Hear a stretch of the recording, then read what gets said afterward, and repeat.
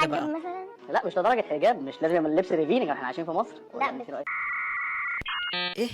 قال لك حجاب؟ احنا هنؤمن بالله ولا لا حجاب ايه؟ استغفر الله، احنا هنسلم. برنامج نهضة قريش. والله يا جدعان اقسم بالله الكومنتات تبقى احلى من الفيديوهات والله. بس ثانيه، ايه اللي حجاب يعني؟ يا جماعه الحجاب فرض على كل مؤمن ومؤمنه. لا اسكت اسكت، اعدل بقك.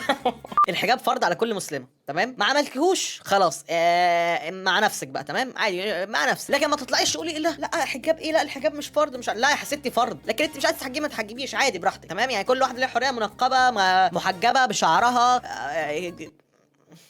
خش على بقى. يقول لك اوبر في مصر. يا جماعه انا حريليت الموضوع ده ليه؟ عشان بستخدم اوبر مؤخرا حرفيا في اليوم مرتين لمده بقالي تقريبا فتره طويله يعني، فاهمني؟ فهقول لكم هل دي حقيقه ولا لا.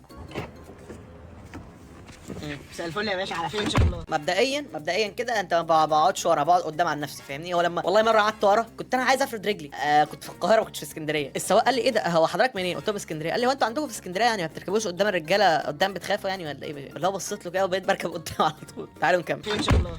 هنطلع على الشارع. وعلى فين ان شاء الله دي برضو بيقولوا